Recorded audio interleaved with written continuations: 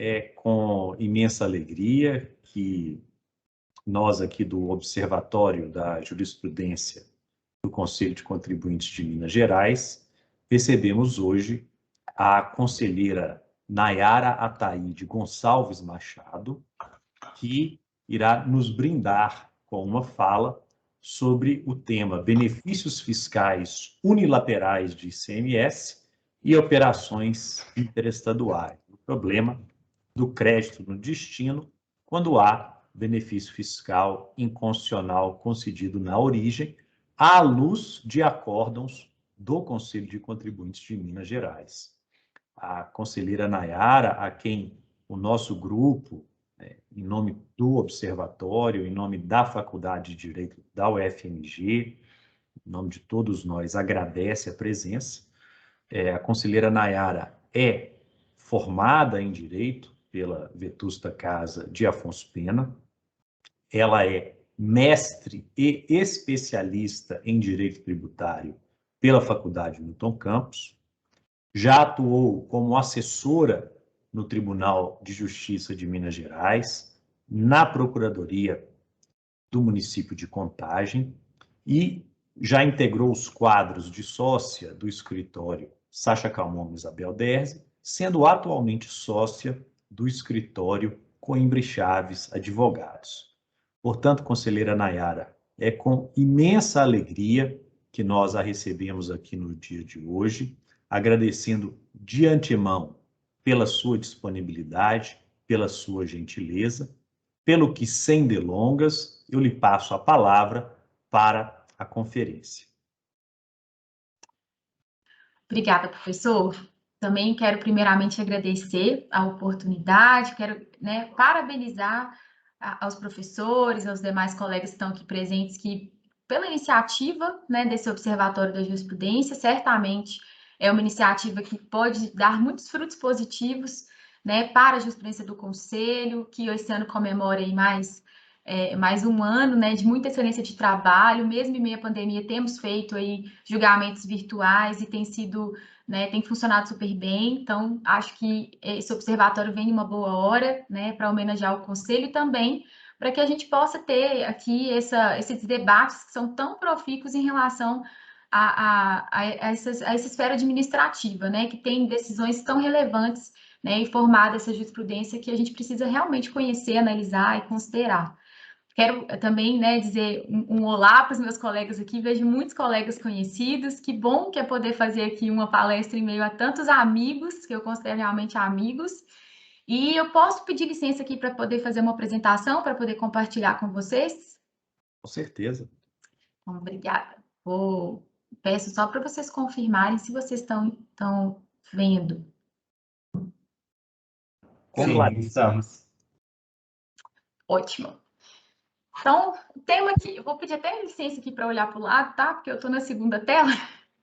Então, eu não estou ignorando vocês. Se quiserem fazer alguma pergunta, podem me parar também. Sei que nós temos aí o tempo regulamentar de tudo, mas fiquem à vontade se tiverem alguma dúvida ou alguma questão, podem me parar.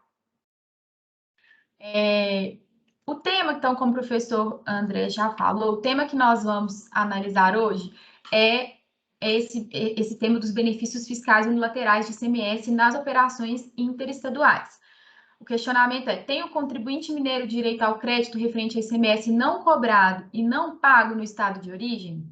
O acórdão de referência é um acórdão de 2004, 16527, da primeira Câmara de Julgamento, Câmara que hoje eu componho.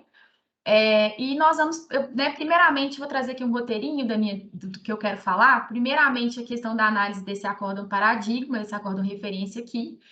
Entrando um pouquinho no tema dos benefícios fiscais de ICMS em operações interestaduais, fazendo uma breve contextualização, indo para a questão da Lei Complementar 160. Também vou falar sobre a recente decisão do STF afeta ao tema, a legislação atual do Estado de Minas e um panorama do que eu vi das decisões do Conselho sobre o assunto, para chegarmos aí a uma conclusão. Aqui eu trouxe a ementa do acordo referência. Na ementa já se vê, já se depreende que compreendeu-se pela glosa, pela impossibilidade de aproveitamento do crédito decorrentes de operações interestaduais, quando há benefícios fiscais na saída da mercadoria no estado de origem. E indo um pouquinho aqui para o objeto da autuação.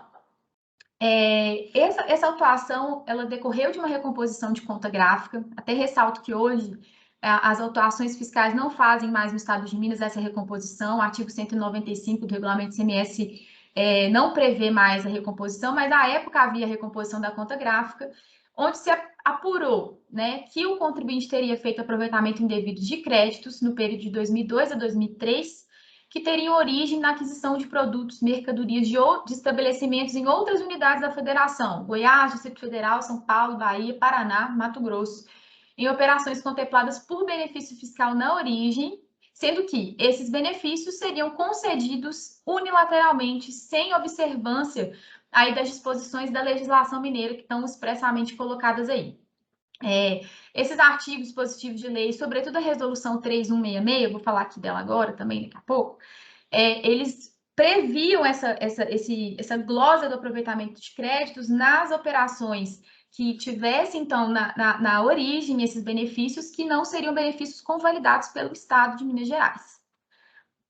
A resolução 3166, ela é bem relevante nesse julgado e também em outros julgados posteriores do Conselho, porque ela previa, né, expressamente a glosa desse direito de crédito, né, caso os estabelecimentos analisados se beneficiassem dos incentivos indicados no anexo único. Então, havia um anexo único, nesse anexo único havia uma relação dos benefícios, mas o parágrafo único já trazia também uma cláusula geral dizendo que, ainda que o benefício não estivesse previsto no anexo único, haveria a glosa desses créditos na entrada da mercadoria oriundo de outra unidade da federação, né, de toda maneira. Então, o que esse anexo único fez? Até trouxe aqui um exemplo de um dos primeiros itens lá que estão relacionados. Ele segregou por estado da federação todos os benefícios que eram conhecidos do estado de Minas Gerais e ali colocou qual seria o crédito de fato admitido no período. Então, eu peguei aqui o primeiro exemplo ali de coque mineral no estado do Espírito Santo.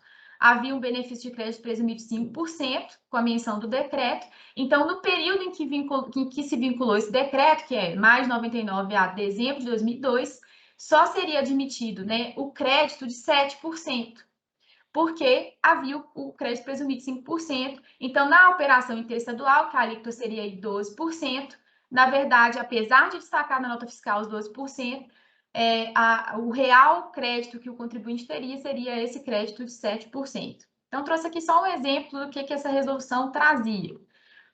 O julgado, indo para a fundamentação, esse caso é muito antigo, até busquei ver se havia alguma coisa desse processo para verificar a fundamentação do contribuinte na impugnação, mas é um caso que já é muito antigo, está arquivado.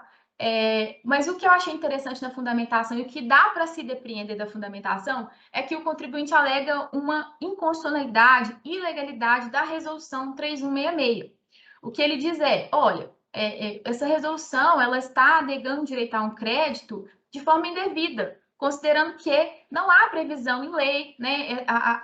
O contribuinte efetivamente pode aproveitar desse crédito porque ele está destacado na nota fiscal.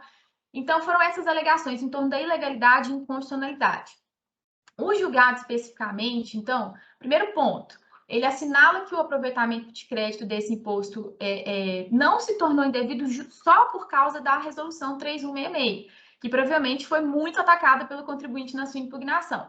Ele destaca, então, outros, né? O julgado destaca outras normas que trariam essa previsão e que respaldariam o procedimento fiscal.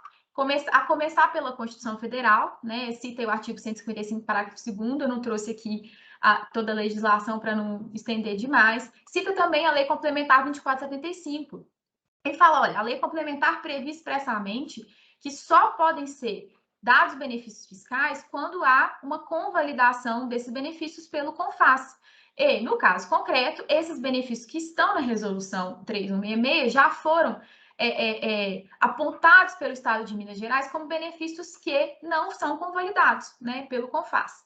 Então, traz toda a série de arcabouço legal e etc., destacando que os decretos publicados pelos diversos estados com concessão de benefícios à revelia do CONFAS seriam expressamente proibidos pela Lei Complementar 2475, que a Resolução 3166 apenas elucidaria as situações onde havia essa, vamos dizer, a quebra, né, a transposição desses limites da Lei Complementar 2475, e conclui que créditos concedidos à revelia do CONFAS, sem observância da lei, não são oponíveis a qualquer outro ente tributante estadual da federação.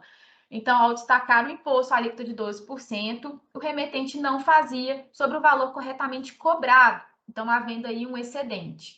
Cita também a legislação mineira, à época, né, artigo 62, parágrafo 1º do regulamento CMS, que previa expressamente que não se considera cobrado, ainda que sacado no documento fiscal, o montante do imposto que corresponder à vantagem econômica decorrente da concessão de incentivo ou benefício em desacordo com o artigo 155.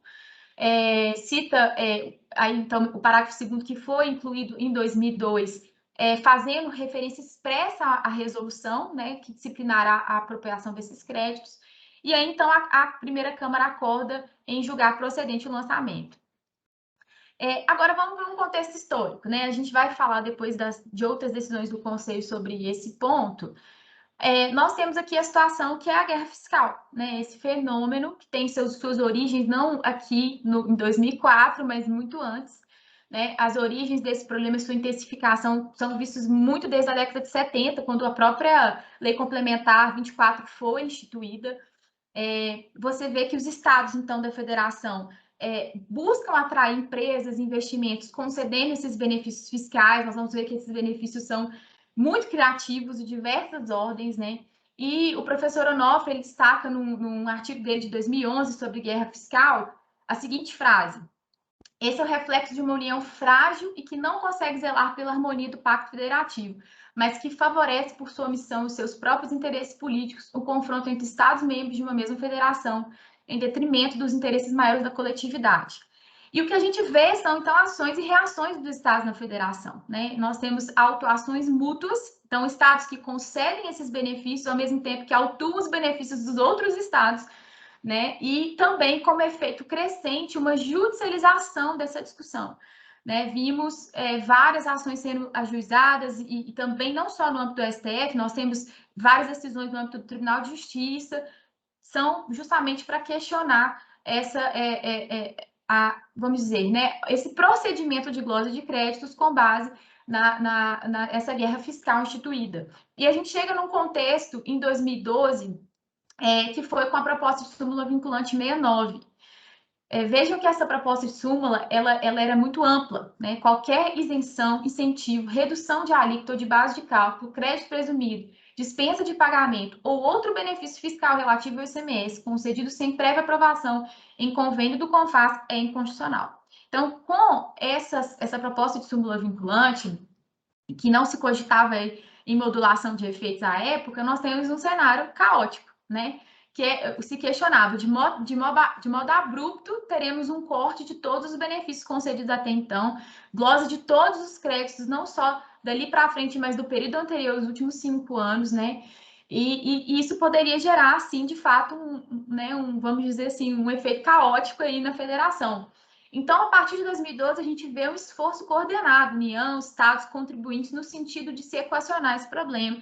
E eu aponto aqui algumas resoluções, MPs, projetos de resolução que foram, à época, publicados, né? E destaco, inclusive, o convênio ICMS 70 de 2014. Esse convênio tem uma carta de intenções no sentido de que vamos, Estados, nos reunir para tentar resolver esse problema. Vamos, Estados, vamos tentar equacionar isso aí de alguma forma, considerando que, do jeito que está, nós estamos aí com sérios riscos. E, de fato, né, nós vemos em 2017 a Lei Complementar 160 de 2017, que, então, prevê o futuro desse convênio que será celebrado para resolver esse passado.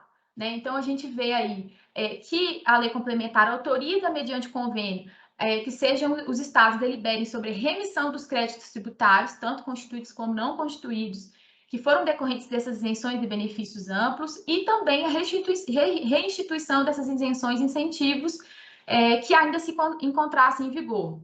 A cláusula primeira do convênio deixa claro que o objeto dele é justamente o que a Lei Complementar 160 propôs, né? Tanto no sentido de remissão dos créditos passados, como também de reinstituir eventuais benefícios fiscais, se assim fosse convalidado pelo convênio. Eu acho interessante, até trouxe aqui o parágrafo 4º do convênio, desse artigo 1º, que ele traz ali quais seriam os conceitos de benefícios, quais seriam os benefícios fiscais abrangidos. E você vê que existe uma grande criatividade, né? Você vê isenção, redução de base de cálculo, dilação de prazo para pagamento do imposto, antecipação do prazo para apropriação de créditos, financiamento do imposto, crédito para investimento, anistia, moratória, transação. E não bastasse todo o rol já elencado ali, no final constou expressamente outros benefícios não elencados aqui, né? Então foi amplo o objeto desse convênio. Então, apenas apontando, remissão ampla e restrita relativa a todos os benefícios concedidos anteriormente. A data, vamos dizer assim, a data limite para esses benefícios era 8 de agosto de 2017, até essa data, né, instituídos. Eu acho interessante que você vê tanto palestras quanto artigos falando sobre uma convalidação dos benefícios fiscais, né, mas se convalida benefícios inconstitucionalmente concedidos, né. E uma outra coisa importante da partir da lei complementar também é a exceção à regra do quórum para que fosse feito esse convênio. Porque anteriormente, a lei complementar 24 estabelecia unanimidade, e agora passamos a ter 2/3 das unidades federadas, mais 1/3 das unidades integrantes de cada uma das 5 regiões do país. Há outras condicionantes também estabelecidas no artigo 3º da lei complementar 160, e houve uma definição de prazos para que os estados publicassem esses benefícios fiscais que eles já tinham concedido para essa convalidação. Em relação à questão dos prazos, foi criado um portal da transparência, e aí cada estado ia ali, preenchia e colocava quais eram os seus benefícios. Interessante também a questão da reinstituição aí desses benefícios e um prazo de sobrevida que foi conferido pela lei, a depender do setor econômico, né? Então, nós temos aí alguns benefícios que vão... Tá dando para ver? Tá muito rosa esse negócio? Depois que eu vi, ficou muito rosa. Tá ótimo. Aqui tem alguns períodos, então, o prazo máximo de fruição dos benefícios que foram ali, né, permitidos à sobrevida. Então, por exemplo, na atividade agropecuária industrial, em relação à infraestrutura, né, você tem a possibilidade de benefícios serem instituídos até 2032, né, e aí outros assuntos, a partir, por exemplo, todos os demais benefícios, de modo geral, encerraram ali em 31 de dezembro de 2018. Mas há alguns outros que foram convalidados até 2032, eu só botei aí para tornar claro, mas isso está lá na lei, no artigo, não sei se me engano, no artigo 3º. Interessante, então, da conclusão dessa lei complementar e do convênio, concluir que houve uma possibilidade de se estender os benefícios para contribuintes que não tinham benefícios no mesmo estado ou região geoeconômica, a previsão ali do artigo 3º, parágrafo 7º, no sentido de privilegiar a livre concorrência com ampliação dos benefícios. Há uma também previsão de novas sanções para não redução, né? Por exemplo, no artigo 23, parágrafo 3º, receber transferências, obter garantias, contratar operações de crédito. Então, se ampliou aí, né, as sanções para a não observância aí dos limites da nova lei complementar e do convênio. E também previsão de que as unidades federadas poderiam aderir às isenções, incentivos, benefícios fiscais ou financeiros fiscais concedidos ou prorrogados por outra unidade federada da mesma região na forma do parágrafo 2º. Então, realmente foi permitir a resolução total do problema, né, a partir de novos parâmetros, tanto com relação a datas, sanções, e para que ninguém ficasse prejudicado, né? A livre concorrência também foi observada.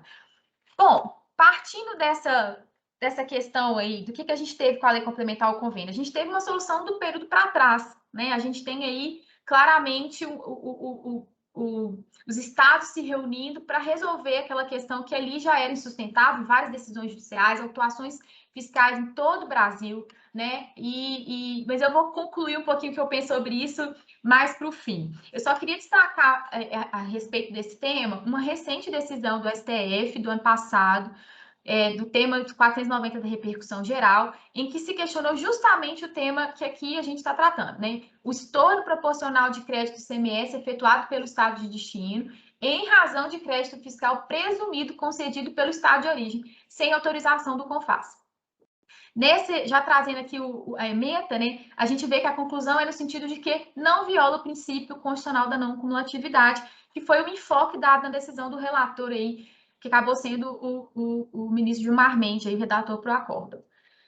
Eu queria trazer uns trechos do voto, né, até aqui trago um trecho do voto do ministro Fachin, que era o relator, de fato, e ele destaca que para uma pesquisa feita pelo Núcleo de Estudos Fiscais, do professor Igor de Sante, teríamos aí que os estados têm optado pelo prosseguimento do julgamento quanto ao mérito, mantendo atuações fiscais com base na jurisprudência até então firmada sobre guerra fiscal, mesmo após, né, a convalidação, com validação dos benefícios fiscais a partir da Lei Complementar 160 de 2017. Isso é, vamos dizer assim, um pensamento introdutório trazido pelo ministro no seu voto, para dizer que não, nós temos que continuar discutindo. A Lei Complementar 160 não resolveu tudo, né? Ainda temos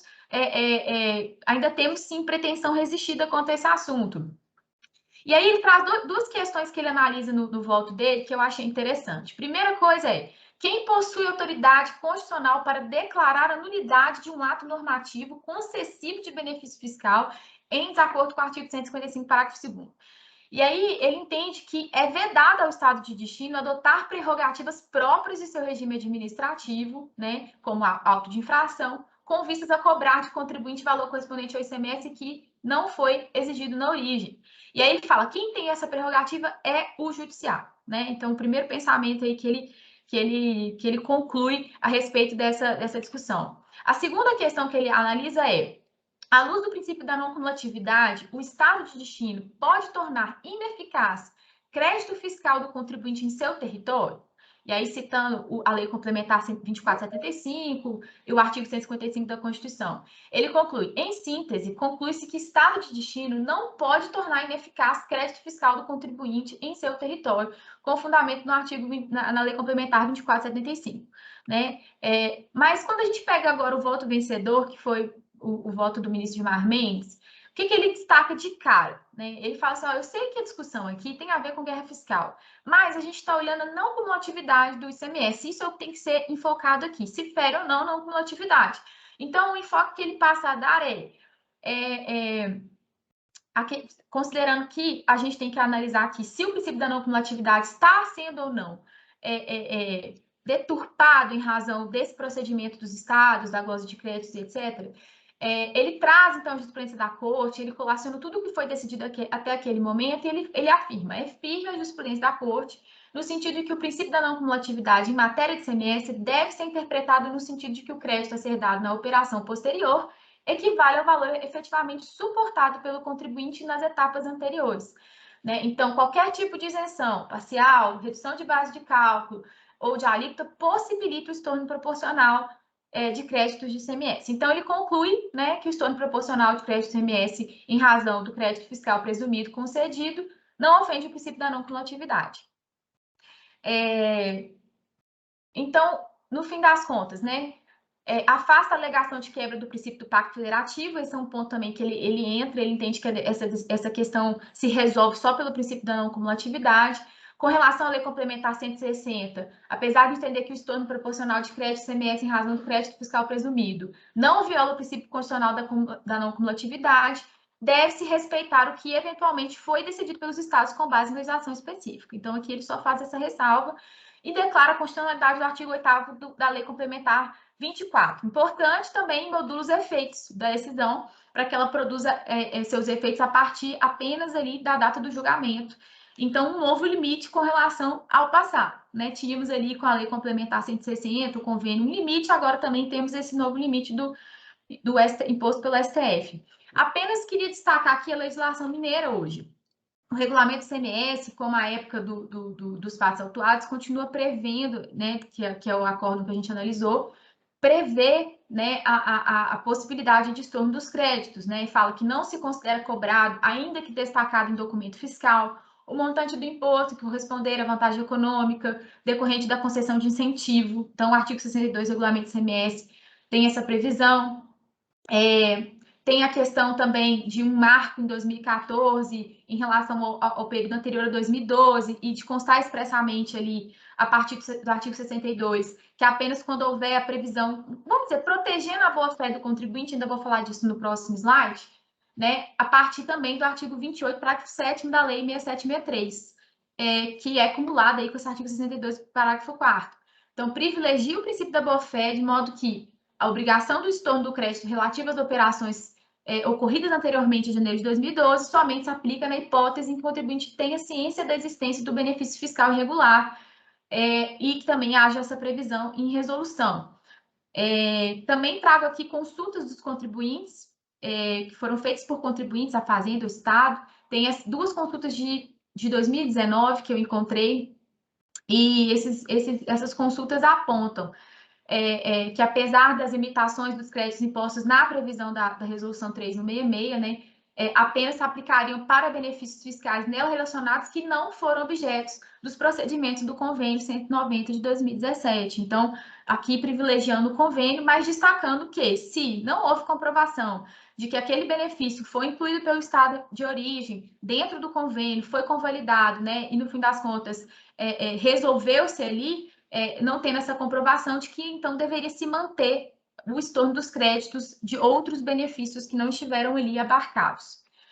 E igualmente aqui também, com relação a essa solução de consulta número 34 e 56. Ambas as soluções de consultas concluem a mesma coisa. Achei interessante esse ponto aqui da solução de consulta 56. A resolução número 3166 continua em vigor, contudo, as limitações aos créditos do imposto nela previstos apenas se aplicam relativamente às operações ocorridas até 8 de agosto de 2017, sobre os benefícios fiscais nela relacionados, publicados e ali aderidos ao convênio, né? Então, assim, isso dá margem que se entenda que aquilo que não está ali até aquela data, então novos benefícios concedidos eventualmente pelos estados de origem estariam, né, poderiam ser aí abarcados e gozados.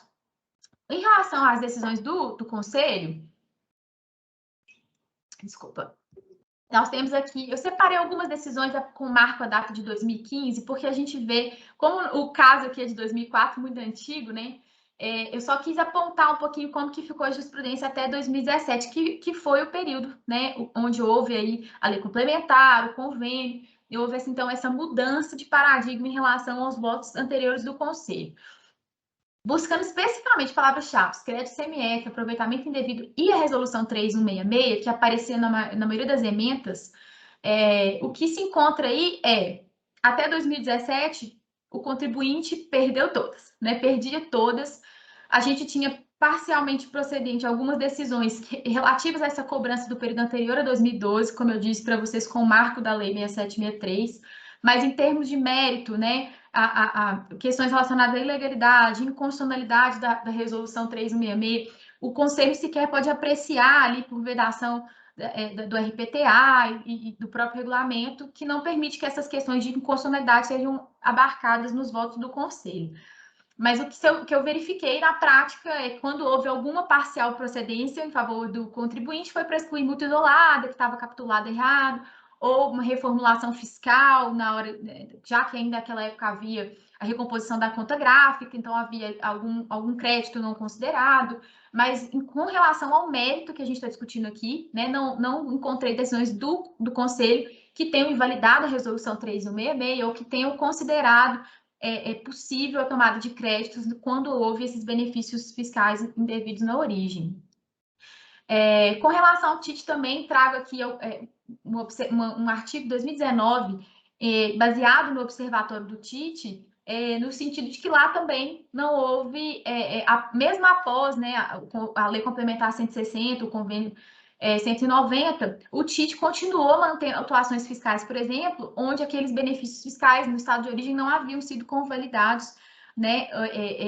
E aí, sempre quando eu falar convalidados, né, entendam no sentido, né, lato aqui mesmo, não haviam sido objeto do convênio, né? E que também não tivessem sido comprovados os requisitos que foram exigidos lá para que aquele benefício fosse incluído dentro do convênio. Minha conclusão, acho que dei tempo aí certinho, né? Durante décadas, a Constituição previu expressamente a impossibilidade de se conceder benefícios fiscais, a revelia do CONFAS, né? Temos a lei de 75, e ainda destaca que o artigo 12 da lei complementar de 75 fez exatamente o que agora se fez, né, na lei complementar 160, convalidando ali o passado, e a gente vê, né, que resolveu-se, entre aspas, porque dentro do Conselho de Contribuintes não encontrei muitas decisões posteriores a 17, 18, 19, né, período posterior. Nunca tive que julgar um caso envolvendo essa matéria, porque, de fato, hoje, tanto autuações fiscais, né, não estamos tendo autuações fiscais sobre esse assunto, mas até quando, né? Porque a questão é, o passado está resolvido, mas não se teve uma reforma estrutural do ICMS, não se teve uma reforma que pudesse, né, sanar esse problema da guerra fiscal, porque continuamos tendo estados que precisam de investimentos, que precisam atrair ali empresas para obter investimentos, etc. Então, né, a tendência é que se continue a dar benefícios fiscais, a revelia do CONFAS, né, não sendo possível sempre termos aí de tempos em tempos um pacote de convalidação, né, novos convênios. Então, a reflexão que eu trago aqui é: resolvemos o passado, né? Resolvemos. A princípio, as discussões melhoraram em termos tanto de autuações fiscais quanto judiciário, mas temos um STF que agora claramente declarou em repercussão geral a possibilidade, né, ferimento à não cumulatividade a partir da concessão desses benefícios. Temos umas discussões hoje sobre reforma tributária, sobretudo abarcando, né, tributos sobre o consumo, mas que também não estão definidos, né? Estamos aí no momento de várias indefinições, e o meu questionamento é: podemos e vamos ver essas autuações daqui para frente? Eu acredito que, se continuarmos nesse contexto que estamos hoje, tanto de tributação sobre o consumo, o jeito, né, a forma como o ICMS é estruturado, sim. Até tive acesso a algumas palestras de secretários de Fazenda e etc., falando isso. Olha, a gente achava que não bastava à época o convênio, a gente entendia que deveria também ter havido uma reforma, sobretudo na questão da cobrança dessa alíquota interestadual, para que fosse feito totalmente no destino, e aí sim se acabasse com todas essas discussões, mas não houve, né? Então, não estamos seguros de que o problema foi resolvido. O passado, ok, mas nós estamos aí olhando para o futuro, amedrontados com medo das repetições que virão, né? Então, a minha reflexão final é baseada aí em Salomão, né? Salomão fala que tudo que foi tornará a ser, o que foi feito se fará novamente, não há nada novo debaixo do sol. Nós vamos talvez estar enfrentando essas discussões daqui a algum tempo, novamente, né? Mas teremos aí talvez mais argumentos e novas reflexões importantes sobre o assunto. E, bom, eu acho que essa era a minha explanação, mas estou aberta aí a perguntas e qualquer dúvida que vocês tenham. Muito obrigada. Olha, uma salva de palmas, de microfone aberto, por favor, para essa exposição impecável no conteúdo e na forma. Realmente. E no tempo, e no prazo, que foi 30 minutos exatos. Impecável. Impecável. Impecável. Muito obrigado, conselheira Nayara, pela aula que acabou de ministrar a todos nós, muito clara, com conteúdo e, ao mesmo tempo, leveza. Extraordinário, é a única palavra que eu posso utilizar nesse momento, ainda impactado pelas suas palavras. Dito isso, eu vou seguindo os nossos trabalhos do dia, passar a palavra aos pesquisadores que hoje vão debater o acórdão, e são Ingrid Oliveira de Almeida, Júlia de Faria Reis e Pedro Henrique Alves Mineiro. Então, por favor, meus caros colegas, vocês têm a palavra. Boa tarde, pessoal. Primeiramente, eu gostaria de parabenizar a conselheira Nayara, minha amiga Nay, depois dessa aula que ela deu sobre o tema. Para a gente fica até difícil da gente falar sobre o assunto, porque ela foi muito completa na explanação do tema, né, sobre os benefícios fiscais unilaterais de ICMS e operações interestaduais. E, para falar do tema, foi feito um questionamento, né? Tem o contribuinte mineiro direito ao crédito referente ao ICMS não cobrado e não pago no estado de origem? Eu e os meus colegas, a Júlia e o Pedro, dividimos a nossa relatoria em 3 eixos. Primeiro, comentar o acórdão, né, o acórdão referência. Depois, falar um pouco sobre a jurisprudência do Conselho e, por fim, falar sobre o entendimento do STF. A mim ficou o trabalho de falar sobre o acórdão referência, que não vai me dar muito trabalho, porque é um acórdão bem objetivo, é um acórdão mais antigo, de 2004. Pela leitura dele, nós já depreendemos que não é possível extrair assim, muitas informações sobre a operação em si, que foi realizada e fiscalizada, as operações, né, que foram fiscalizadas na época, mas apenas que esse contribuinte aqui, chamado WA Atacadista de Cereais e Distribuidora Limitada, teria adquirido mercadorias no período de agosto de 2002 a maio de 2003, de diversos estabelecimentos industriais atacadistas sediados em outras unidades da federação. A ANAI já trouxe, né, já apresentou a discussão. Essas outras unidades federativas seriam Goiás, Distrito Federal, São Paulo, Bahia, Paraná e Mato Grosso.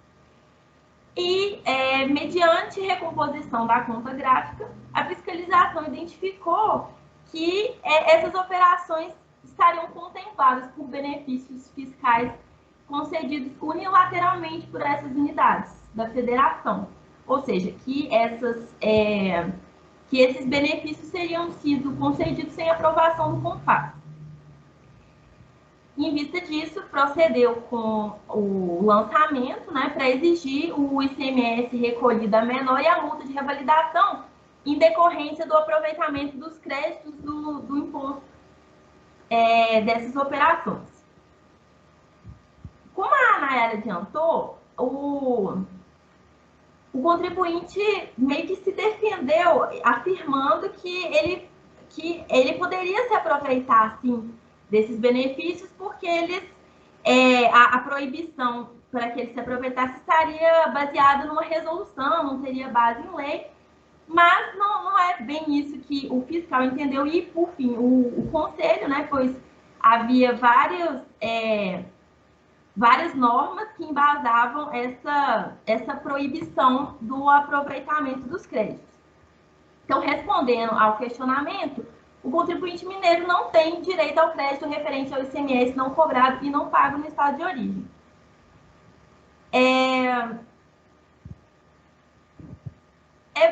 É basicamente essa a discussão do acordo. Eu não quero me alongar muito falando sobre isso, porque já foi trazido pela ANAI, e passo a palavra à Júlia.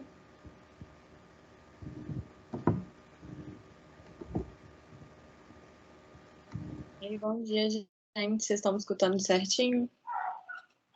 Sim, Júlia, estamos. Minha internet às vezes falha um pouco, então eu peço desculpas por qualquer erro que aconteça aí. Queria agradecer à conselheira Nayara pela explanação, foi excelente. Como a Ingrid falou, assim, né, a gente podia só acompanhar a relatora mesmo, porque não tem mais o que falar, assim, foi super completa, exauriu o tema. Mas com relação à análise da jurisprudência do Conselho, que foi a parte que me foi atribuída, eu analisei os acordos ao longo dos últimos 10 anos. Primeiro, eu fiz uma pesquisa geral, que ficou um pouco ampla, então não deu para filtrar muito bem o posicionamento do Conselho, mas deu para ver que esse tema é bem tratado lá, pelo menos nos últimos anos era, né?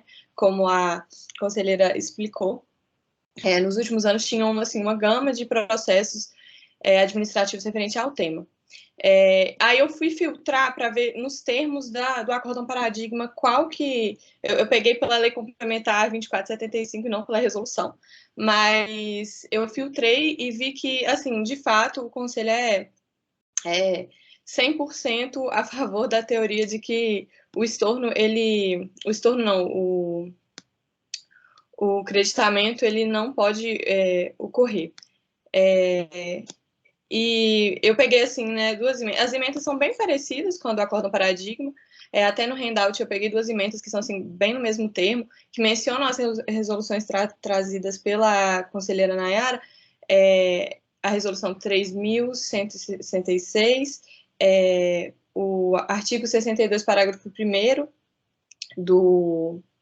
do Regulamento CMS aqui de Minas Gerais, de 2002, e todos que tratam a respeito do fato de que o princípio da não cumulatividade, ele opera perfeitamente face à glosa desses créditos.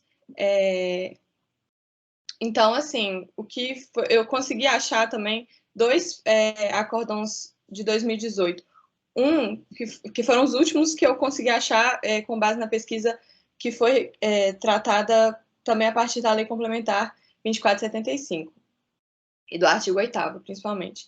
Dentre esses dois acordos, eu peguei um, que é o 23.000, de 2018, da primeira Câmara também, que ressoa, assim, perfeitamente o entendimento que foi trazido posteriormente no tema 490, que assim, eu ressaltei alguns trechos, eu vou até pegar...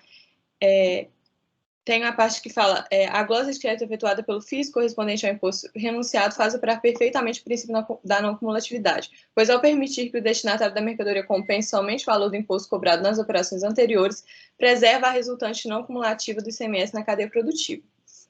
Então, assim, nesses julgados, inclusive, os precedentes do STF, que o ministro Gilmar Mendes se baseia também para explicar que o entendimento anterior do Supremo, ele convalidou esses entendimentos anteriores, né? Foram trazidos também nos julgados do Conselho, que tem a ADI 4481, o recurso extraordinário 4.296, 58, eu sou ruim com o número, gente, não tá com pontinho, aí eu travo um pouco.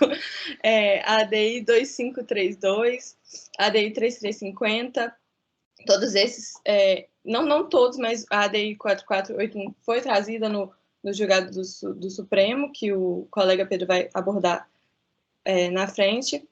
E, então, assim, a tendência é de que foi meio que unindo os dois posicionamentos, né?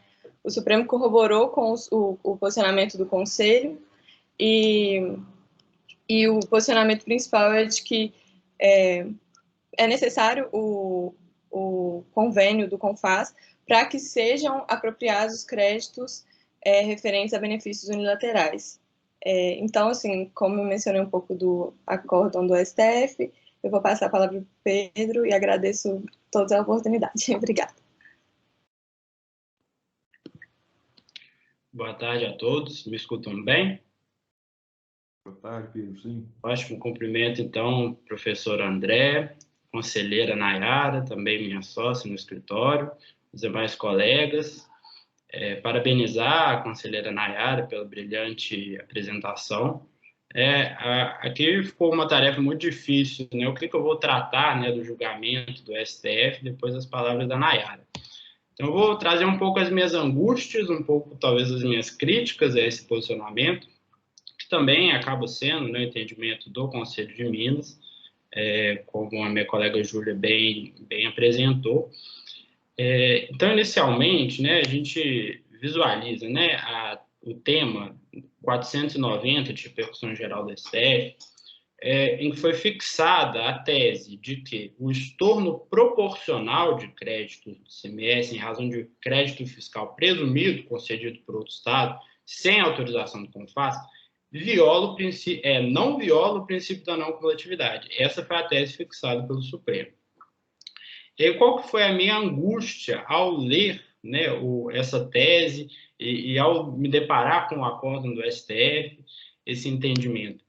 Na verdade, duas questões me surgiram. A primeira delas, a existência ou não de autorização do CONFAS muda a conclusão em relação ao estorno de créditos? Ou seja, né, se tem autorização do CONFAS, é possível o creditamento ou essa conclusão a que chegaram os ministros do STF, com base no voto de Gilmar Mendes, se aplicaria tanto aos casos em que os benefícios fossem concedidos à revelia do CONFAS, quanto aqueles casos concedidos em conformidade com o CONFAS. Essa foi uma primeira angústia que me surgiu. E a segunda angústia, talvez relacionada com a primeira, seria de que a natureza do benefício fiscal, ou seja, se ele for um crédito presumido, uma isenção, uma redução de base de cálculo, alteraria a conclusão, ou seja, muda o fato de ser, no caso concreto, o crédito presumido e não uma redução de base de cálculo para fins de estorno dos créditos? E, para mim, essas duas perguntas elas são relevantíssimas para a gente entender o que está sendo tratado no acórdão do STF. E para a discussão, de um modo geral. Primeiro, porque o STF ele já tinha uma jurisprudência um pouco mais antiga em relação à redução da base de cálculo. Ou seja, havia uma equiparação, e ainda há, né, conforme a jurisprudência do STF, entre redução da base de cálculo e isenção parcial. Ou seja, eles equiparam os dois institutos de redução da base e de isenção. Só que o que acontece? Se a gente tiver um pouco mais de rigor técnico, né, e aí eu trago alguns doutrinadores, como o professor Sacha, o professor Paulo de Barros, o próprio professor André Mendes, cuja obra, Não Cumulatividade dos Tributos, é referenciada no voto do Edson Fachin, para dizer que essa é uma premissa que é um tanto quanto equivocada, né, de equiparar os dois institutos, de aproximar a redução da base e a isenção parcial. Porque a isenção, a gente percebe que, no caso da isenção, há uma inexistência de um dever jurídico, ou seja, a obrigação tributária não se forma. Enquanto na redução da base, há apenas uma redução do aspecto quantitativo. Então, são institutos que não se confundem. Mas, a despeito disso, né, o STF, né, em sede de repercussão geral, entendeu que, no tema 299, de repercussão geral, que a redução da base seria uma isenção parcial. Então, a gente usa isso como uma premissa, né? Uma premissa que se aceita pelo fato de ter sido firmada em sede de repercussão geral, e é importantíssimo para a gente analisar o nosso caso. Por quê? Porque no caso da redução da base de cálculo, a gente percebe, até por uma questão fática, né, que quando há a redução da base, o imposto destacado na nota fiscal é um ICMS menor, ou seja, há uma incidência, né, um imposto cobrado, devidamente destacado, é um imposto menor, e por causa disso, né, dessa circunstância fática, o contribuinte situado na próxima etapa da cadeia ele vai poder aproveitar só essa parcela efetivamente destacada. Mas a gente não está tratando disso aqui, né, essa circunstância fática. A gente está tratando, né, pelo menos nesse caso aí, analisado do STF, no tema 299, diz respeito ao estorno proporcional dos créditos na etapa seguinte, ou seja, se há a redução da base em uma determinada etapa da cadeia, né, de circulação de mercadorias, há necessidade de estornar o crédito proporcional à redução daquela etapa. Então, não tem nada a ver com o imposto da redução da base da etapa anterior. Aqui a gente está falando da redução na própria etapa. Então, essa questão é até um pouco complicada de explicar, porque são diversas situações que vão aparecendo. Então, essa questão da redução foi pacificada e enfrentada pelo STF nesse julgado antigo. E aqui a gente está tratando, né, no caso aí do tema 490 de repercussão geral, e do caso também do acórdão do STF, do Conselho de Minas, no caso de crédito presumido. E o crédito presumido, ele tem uma certa diferença, né, em relação à redução da base. Porque o crédito presumido, ele quer dizer ao creditamento das etapas anteriores, e não a incidência, né, ou redução do aspecto quantitativo daquela etapa. Então, essa proibição do crédito, essa necessidade de estorno de crédito, ela viola, a meu ver, e aí depois eu vou tratar como é que o STF analisou esse caso, ela viola o princípio da não cumulatividade, principalmente se a gente considera é o método aplicado no Brasil do imposto sobre imposto. Ou seja, se a gente considera que o contribuinte ele pode se creditar o imposto incidente destacado na nota, o fato de ter um crédito presumido na etapa anterior não tem nada a ver com a operação dele. Ele não tem que fiscalizar se o fornecedor dele teve ou não um crédito presumido. Ou pelo menos deveria ser assim, né? Mas não foi o que o STF considerou. Então, a gente tem uma circunstância, eu já vou tratar um pouco sobre o caso específico, né, julgado pelo STF. A legislação, né, estava se analisando a legislação gaúcha, que é muito similar à legislação mineira, que veda o aproveitamento de crédito relativo ao ICMS destacado em nota fiscal, mas devolvido total ou parcialmente ao próprio outro contribuinte, em sede de prêmio, incentivo fiscal, e em relação também ao artigo 8º da Lei Complementar 24. São os dois dispositivos legais que foram analisados no acórdão. Principalmente a questão da violação do princípio da não cumulatividade foi suscitada para argumentar a inconstitucionalidade desses dois dispositivos. Na verdade, a inconstitucionalidade da legislação gaúcha e a não recepção do artigo 8º da Lei Complementar 24, já que é anterior à Constituição de 88. E aí, no caso concreto, o estado de origem, que é o estado do Paraná, concedeu um crédito presumido de ICMS de 7% sobre o valor da operação de saída, além dos créditos regularmente admitidos. E aí o estado do Rio Grande do Sul, vendo esse benefício fiscal concedido pelo estado do Paraná, a revelia do CONFAS, não permitiu o creditamento integral do ICMS destacado da nota fiscal. E aí, essa questão foi levada ao judiciário, o Tribunal de Justiça do Rio Grande do Sul negou provimento à apelação do contribuinte, foi levada a questão para o STF.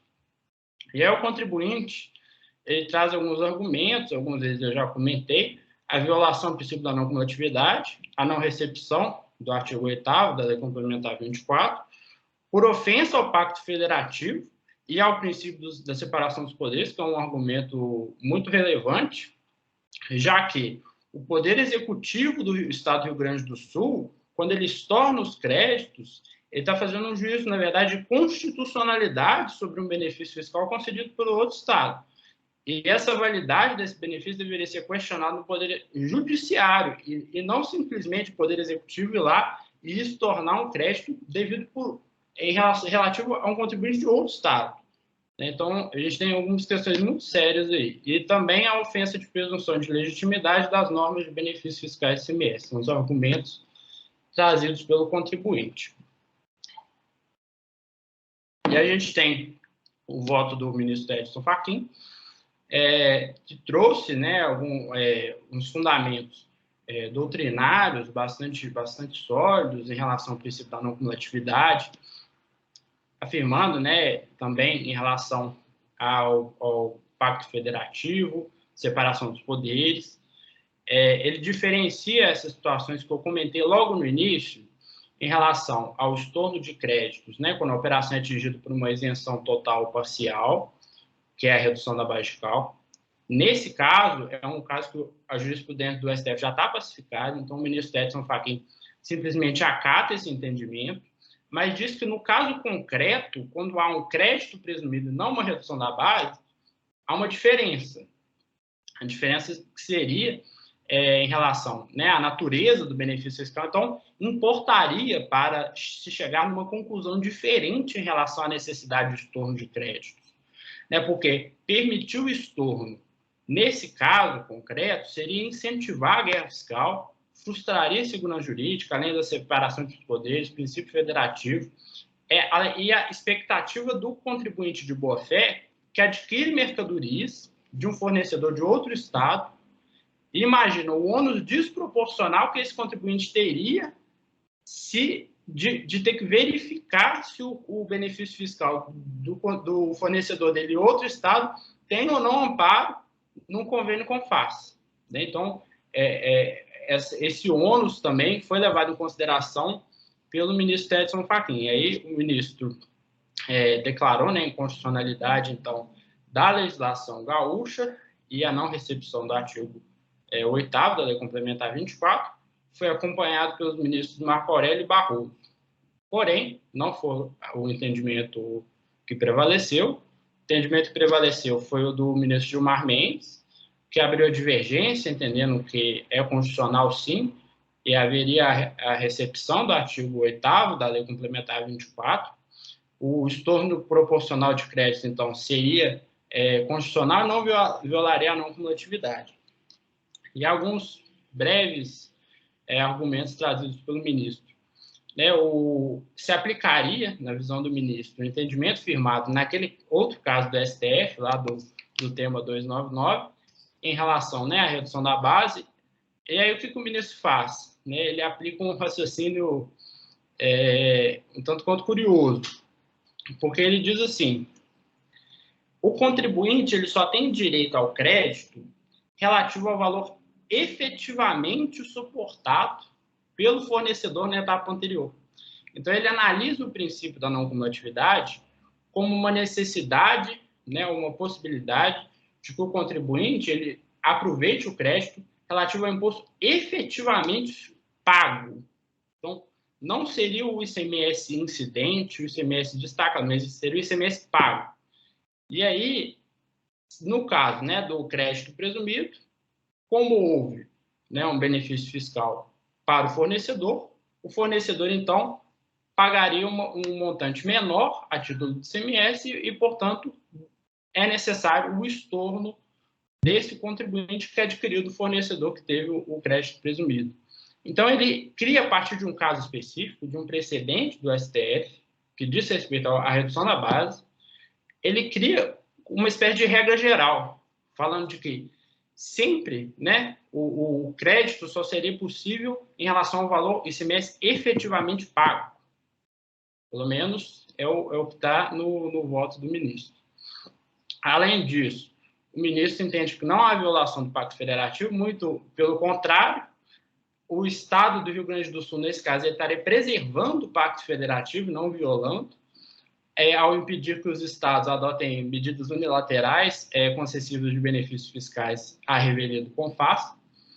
E o ministro também faz outras considerações em relação à Lei Complementar 160, a necessidade de respeitar a decisão dos Estados na convalidação dos benefícios fiscais, que eu também não vou me estender. No fim, então, foi fixado a tese que eu havia comentado no início, de que esse estorno proporcional de crédito, ele, no caso específico do crédito presumido, ele não viola o princípio da não cumulatividade, foi acompanhado pelo ministro Dias Toffoli, Lewandowski, Carmen Lúcia, Luiz Fux e Alexandre de Moraes. O placar ficou 6-3, desfavoravelmente aos contribuintes. E houve também a modulação dos efeitos dessa decisão. O ministro, se valendo de argumentos manifestamente, expressamente consequencialistas, ele não esconde isso, ele diz que caso não tenha havido lançamento tributário por parte do Estado de destino, somente poderá fazer em relação aos fatos geradores posteriores. Então, eu acho que durante minha fala eu expus um pouco minha opinião contrária, ao entendimento da STF, eu acho de partes de premissas equivocadas, principalmente em relação ao princípio da não cumulatividade, em relação aos benefícios fiscais, a interpretação dos benefícios fiscais, e se chega numa conclusão equivocada também, a meu ver. Acho que essas eram minhas considerações. Fico bastante curioso para saber também a opinião do professor sobre o tema. Obrigado. Bom, parabéns aos nossos observadores da jurisprudência que aqui trouxeram as suas observações e com muita profundidade. Eu, óbvio, tenho algumas considerações a fazer, mas eu vou antes indagar ao Pedro Henrique Neves Antunes se ele quer nos brindar com algumas palavras e se, além dele, mais alguém quer se manifestar sobre o ponto. Professor André, eu muito brevemente, minhas palavras hoje serão muito mais de reconhecimento e agradecimento do que de exposição ao tema em si. Isso, como a gente estava com o tempo apertado, eu ainda não tinha conseguido agradecer devidamente, né? E hoje eu, saudando que está com a câmera aberta, Vitória Martins dos Santos, eu gostaria de agradecê-la porque o primeiro acórdão selecionado foi por parte da Vitória, ela que iniciou todo esse projeto. E para nossa alegria, além de selecionar os acórdãos, conseguiu nesse intervalo se formar, ser contratada, virar advogada tributarista e tudo ao mesmo tempo. Então, Vitória, o primeiro agradecimento em nome do grupo.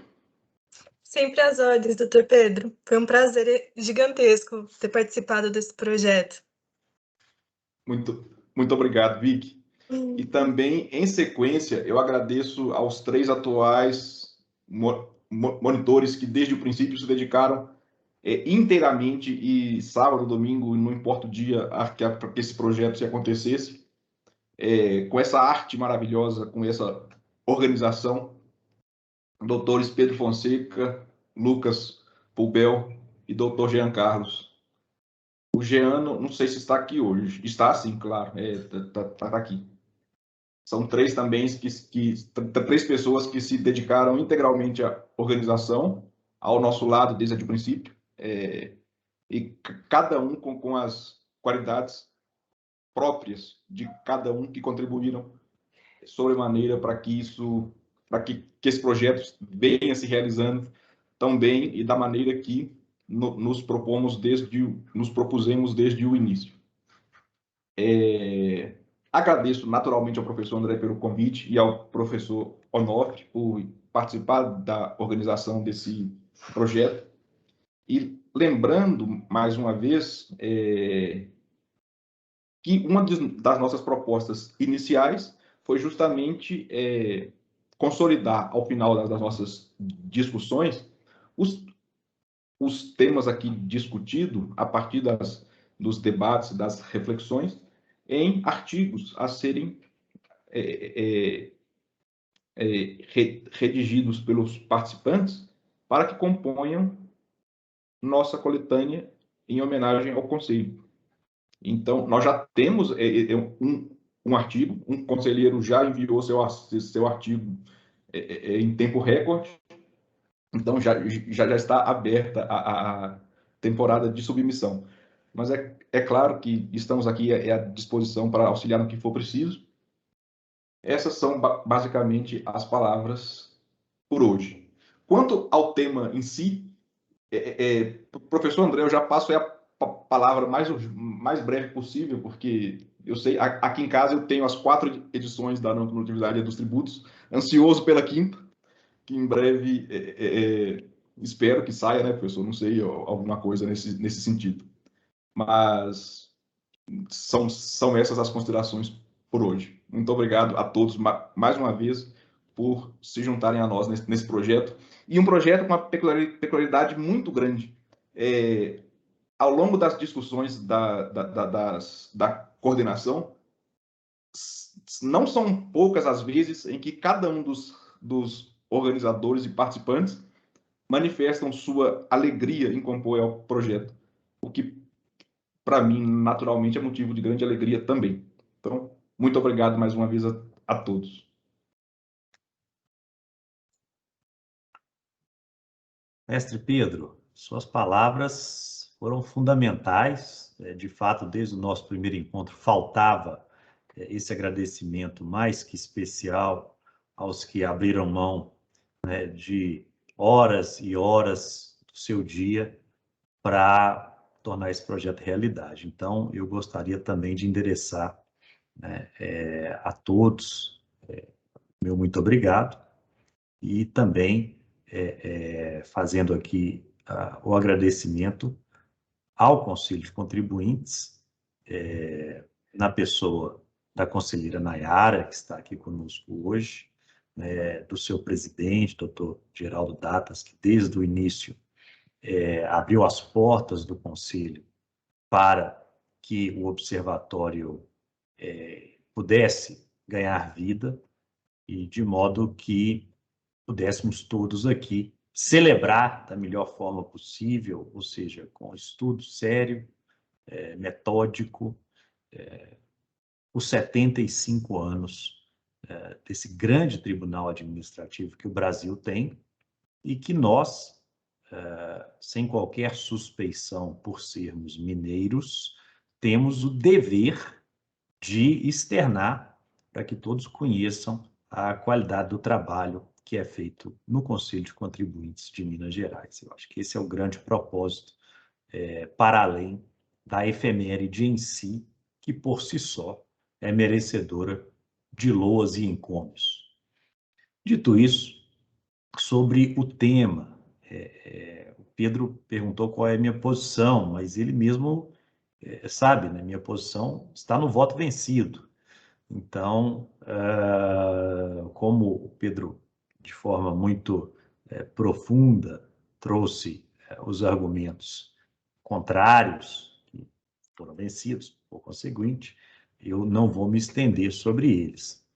Mas eu vou aqui tecer algumas considerações específicas do ponto de vista institucional, ou seja, acho que a palestra da Nayara foi de uma felicidade rara, porque ela conseguiu abordar do pequeno ao grande, do ponto de vista da visão. Ou seja, ela foi nos casos concretos que negaram crédito nas hipóteses A, D e C, fez o corte temporal, algumas exclusões de multa aqui e acolá, mas encerrou de forma extraordinária com uma visão global do problema, que eu acho que é o grande ponto que nós precisamos endereçar como doutrina. Ou seja, como resolver isso? Porque é curioso, a proposta de súmula vinculante, vejam, é que nós nos acostumamos com certas coisas que não deveríamos nos acostumar. Vamos lá. Acórdão do Supremo, por si só, tinha que ser cumprido. Eu me recordo já há muitos anos, em 2006, num debate com um professor italiano, eu indaguei a ele quais eram as consequências do descumprimento por algum Estado-membro de um acordo do Tribunal de Justiça Europeu. Eu tive que repetir a pergunta 3 vezes, não por falha no idioma, mas porque ele realmente não estava entendendo qual era a premissa. Porque, ao final, ele disse, mas é impossível, isso não existe. Se há um acórdão do Tribunal de Justiça, ele é cumprido. Acabou. Não se passa para a discussão de como, quando e se ele será cumprido, que é a discussão que nós temos aqui.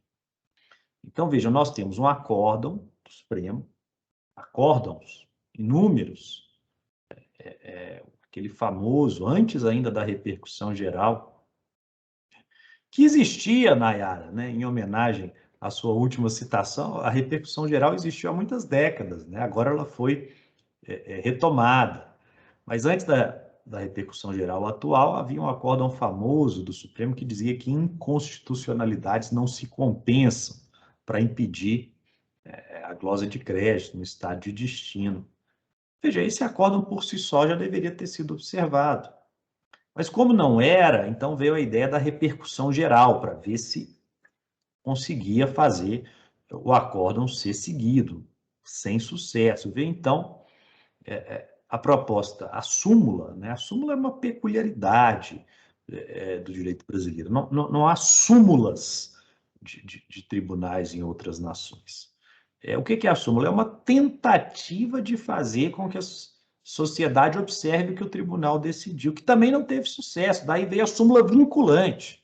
Então, eu tenho uma súmula que é uma evolução do acórdão, que não é cumprido, que também não é cumprida, daí vem a súmula vinculante. Não, essa sim vai ser cumprida.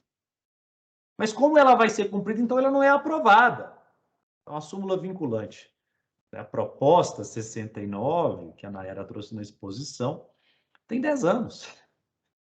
E vem, então, a solução legislativa, o convênio para remitir o passado, né, e não convalidar, como muito bem posto pela Nayara, mas conceder remissão, e daqui para frente permitir que durante um prazo esses benefícios perdurem de forma legítima até que eles deixariam de existir. Mas a questão é sempre essa.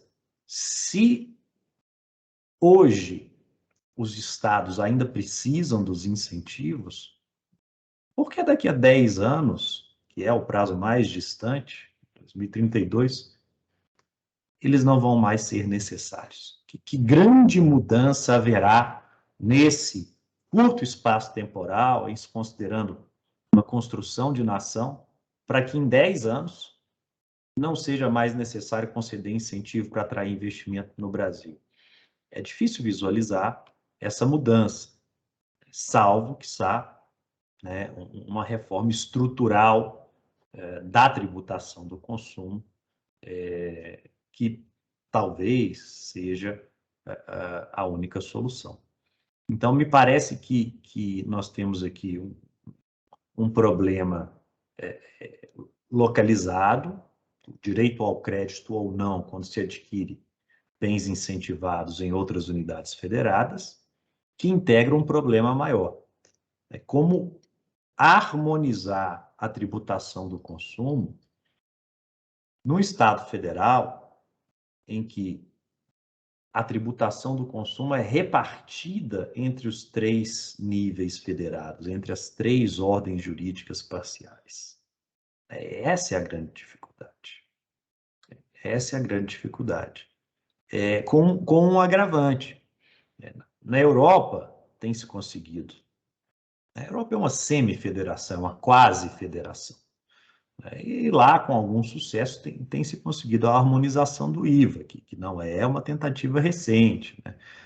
As diretivas datam da década de 1970 e vêm sendo reestruturadas aqui e acolá, reeditadas com melhorias redacionais ao longo dos anos. Mas lá há uma premissa fundamental, que é: se o Tribunal de Justiça Europeu decide, os Estados têm que observar. Então, como fica aqui, se o Supremo decide,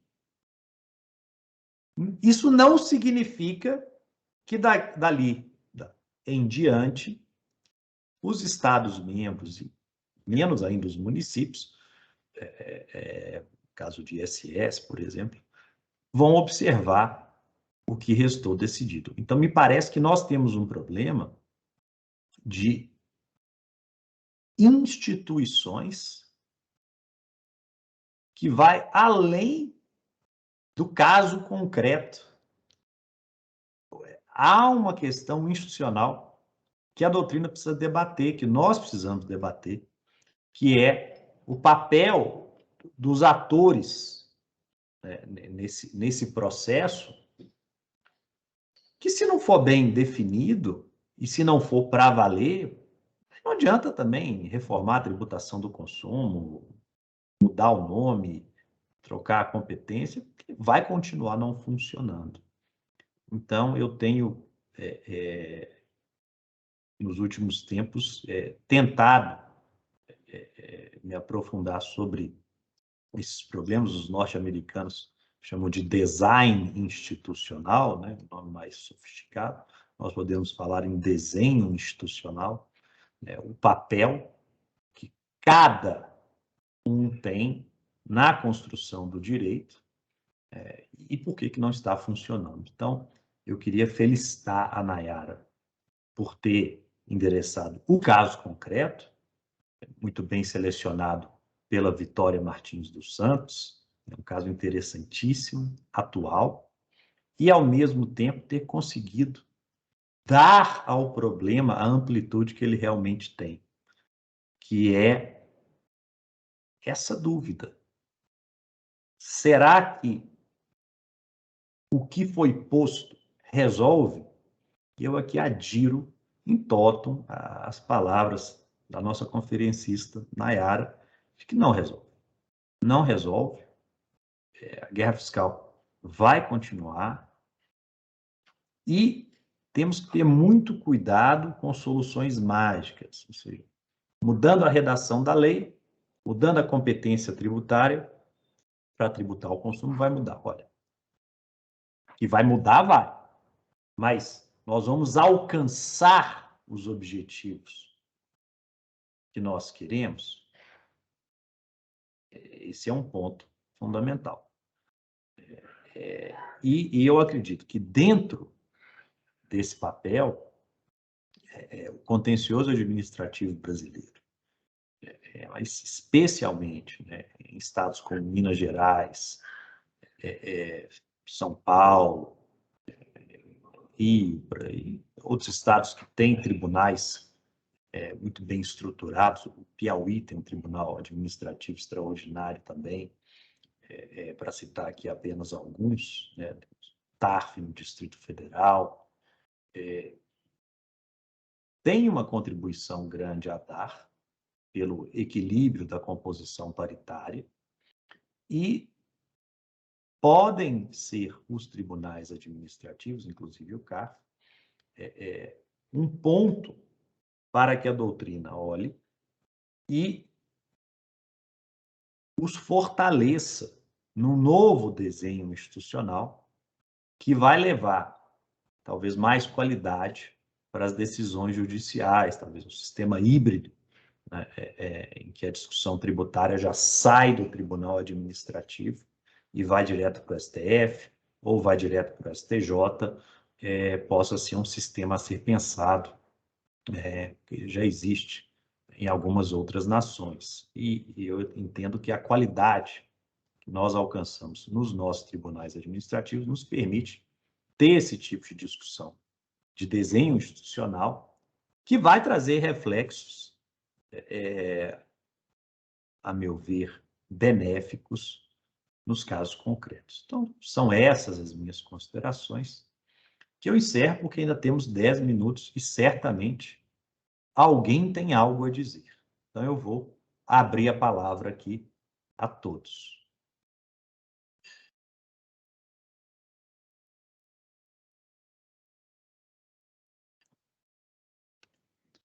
Bom, ei, pessoal, meu microfone está travando muito. Então, Deus nos acuda. Eu destravei o microfone, tenho que esperar alguns segundos para ele destravar. Mas, assim, acabou que a sua fala, professor, me provocou aqui, né? Realmente me trouxe uma lembrança, uma questão que me incomoda muito, que é justamente o fato de que o processo administrativo termina e tudo começa do zero no judicial e vai para a mão, no final das contas, de quem? De um perito, né? Na maioria dos casos tributários. Então, realmente é algo que incomoda muito, porque não faz sentido, né? Justamente ali o processo administrativo ele corre com paridade, os fatos são discutidos muito bem, em geral as pessoas sabem muito, né, daquilo que eles estão decidindo, são pessoas muito técnicas que trabalham com aquilo no dia a dia, têm conhecimentos tributários, contábeis, dentre outros que são interessantes, e aí de repente tudo acaba e recomeça do zero, com um juiz que não tem essa mesma experiência, né, com esse mesmo tato, e para piorar, acaba indo, como eu já disse, para a mão de um perito. Então, joga-se, de certo modo, todo aquele trabalho do processo administrativo fora. Né? Foi uma questão que realmente é uma questão que me incomoda muito e que o senhor trouxe aí na sua fala, apesar de não, né, apesar de não ser aqui exatamente sobre o benefício em si, mas é uma questão macro, né, do nosso sistema, mas realmente nós precisamos buscar uma solução, até porque a forma como chega, né, nos nossos tribunais judiciais superiores, eles não analisam com a profundidade que é devida. Então, realmente, a gente tem que pensar em mudanças. Concordo plenamente. Olha aí, para colocar mais uma pitada de sal nessa receita, manteríamos os tribunais administrativos das capitais e ampliaríamos os tribunais administrativos estaduais, criando câmaras especializadas em contencioso administrativo municipal. de todas as municipalidades que não fossem capitais.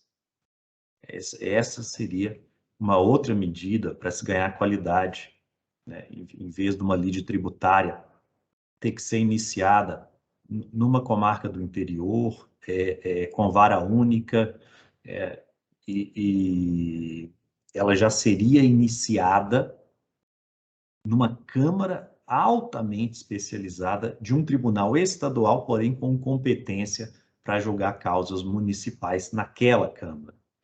Essa é uma outra medida institucional que me parece que traria qualidade para as discussões.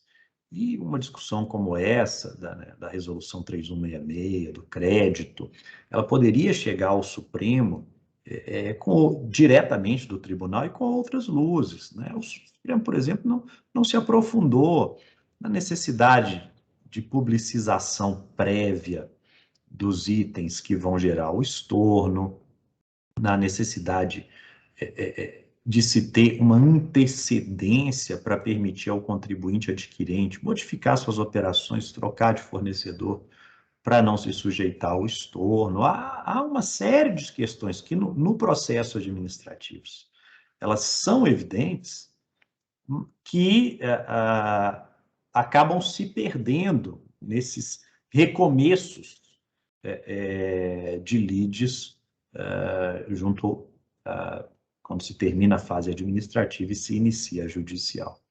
Então, eu acredito que sim, são questões distintas, mas interconectadas. Eu acho que a nossa palestrante caiu ou não? Ela está aqui ainda. Estou aqui, professor. Muito bem, Nayara.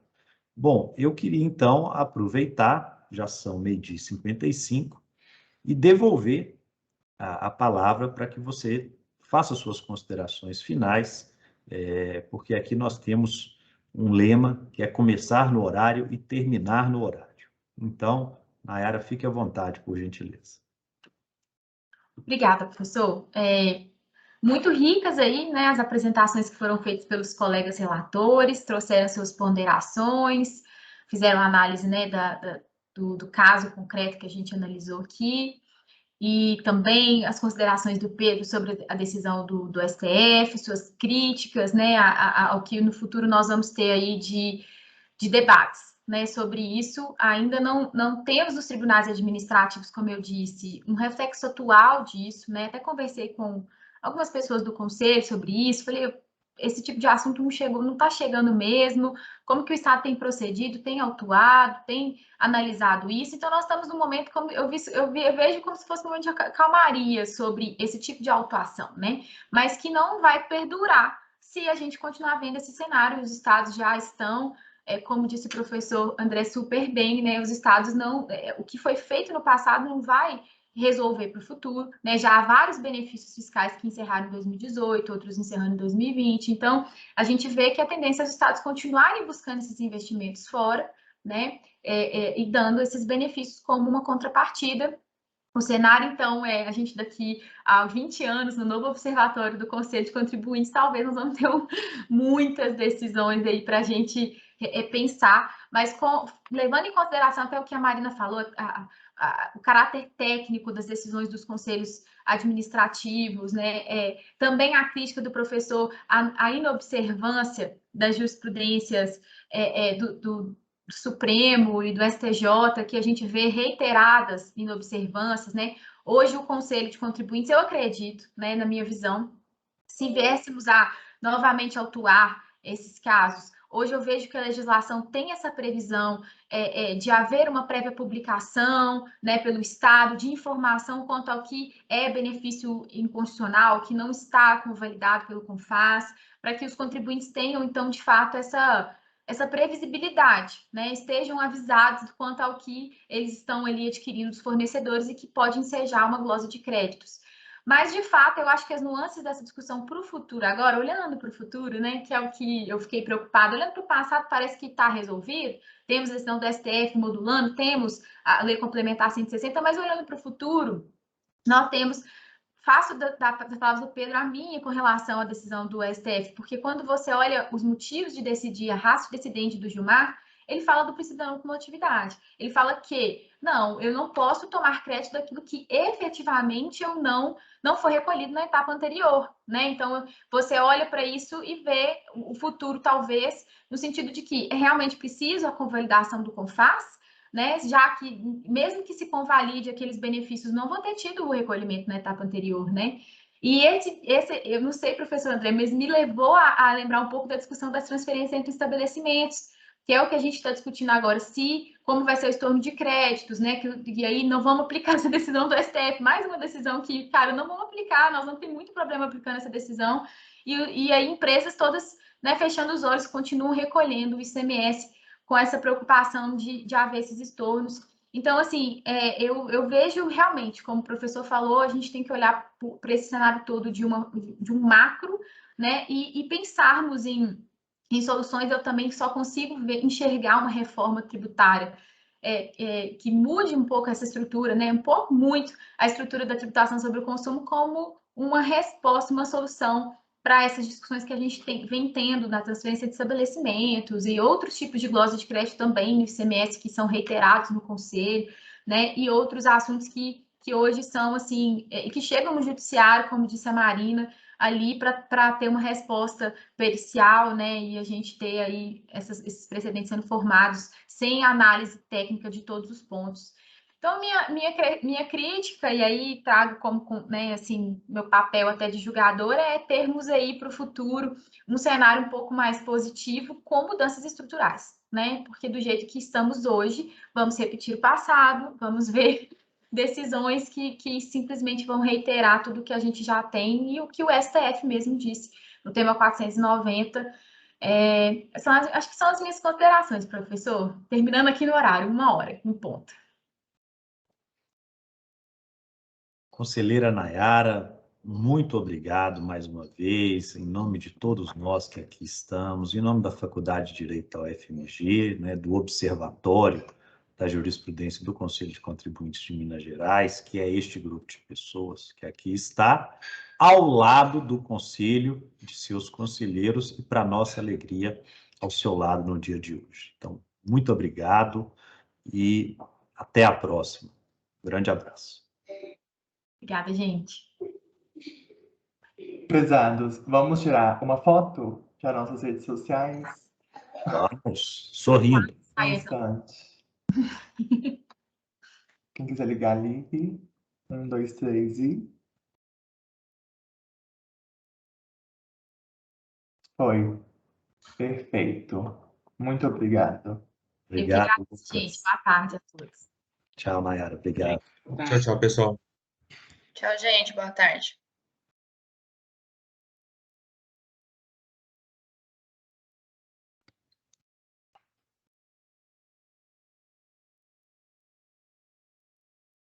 Lucas.